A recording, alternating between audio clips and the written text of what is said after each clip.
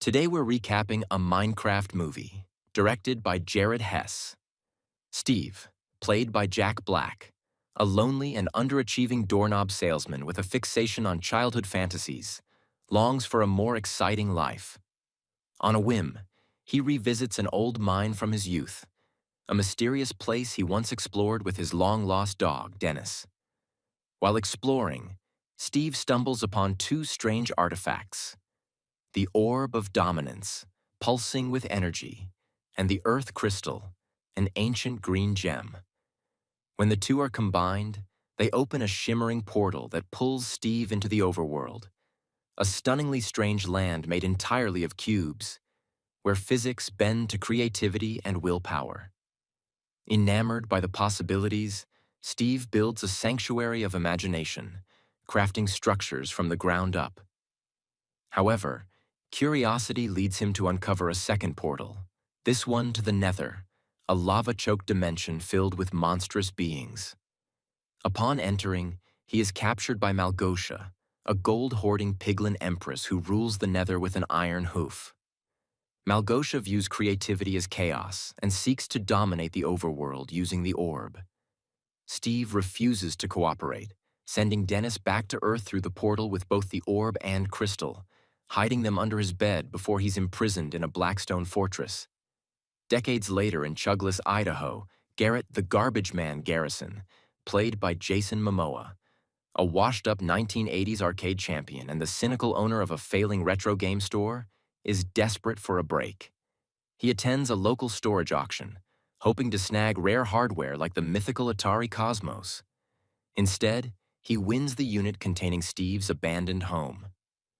As Garrett sifts through junk for valuables, he uncovers the orb of dominance and earth crystal hidden under a dusty mattress.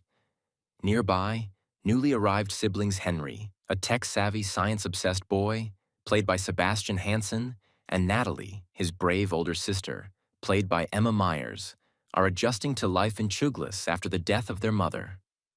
Their only friend is Dawn, played by Danielle Brooks, a quirky real estate agent with a part-time mobile petting zoo and a soft spot for misfits. Henry's experimental jetpack malfunctions, the result of school bullies tampering with it, causing it to crash into the town's beloved potato chip factory.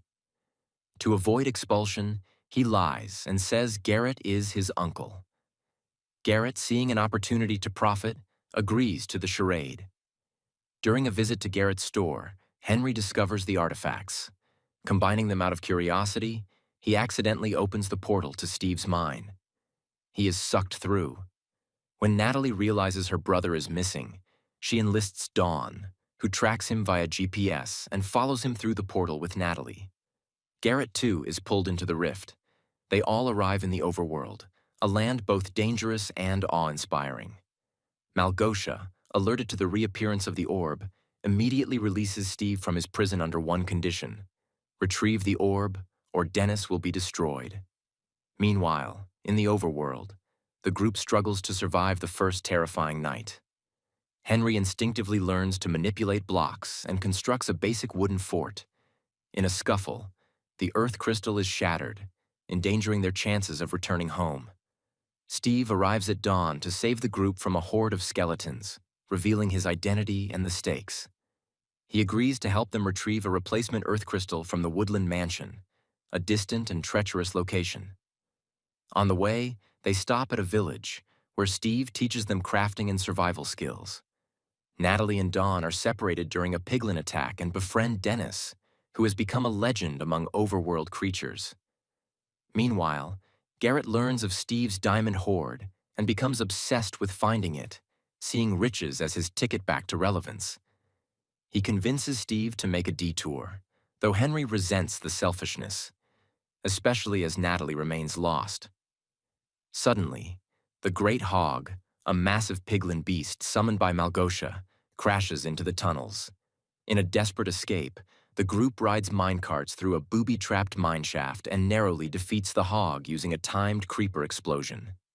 At the Woodland Mansion, Henry sneaks inside and retrieves a new earth crystal and a rare ender pearl. But before they can regroup, Malgosia arrives, shatters the mansion's bridge, and steals the orb. Garrett seemingly sacrifices himself to hold off the explosion, buying the others time to escape. The trio regroups with Natalie, Dawn, and Dennis in a tranquil mushroom house. Malgosia, now wielding the orb, supercharges the nether portal, blanketing the overworld in perpetual night. Piglins pour through. She declares war on imagination itself. But the party rallies villagers, tames animals, and constructs defenses, including an army of towering iron golems. In an epic battle, Steve confronts Malgosia, clashing sword to sword atop a nether-imbued tower. Meanwhile, Henry uses the Ender Pearl to teleport past Piglin guards, reclaim the crystal, and reinsert it into the portal mechanism. The sun returns, weakening Malgosia and zombifying her army. The overworld is saved. Garrett reappears, alive but soot-covered, having survived the blast in classic retro-action hero fashion. Back in Chugless, the character's return changed. Henry perfects his jetpack and wins the school science fair. Natalie teaches martial arts to younger kids, helping them build confidence. Dawn opens a permanent petting zoo, with Dennis as the star attraction. Garrett partners with Steve to launch Block City Battle Buddies, a hit video game inspired by their journey. Steve remains in Chugless, embracing a new life in the modern world. But every so often, he glances at the stars, wondering what new worlds await just beyond the next block.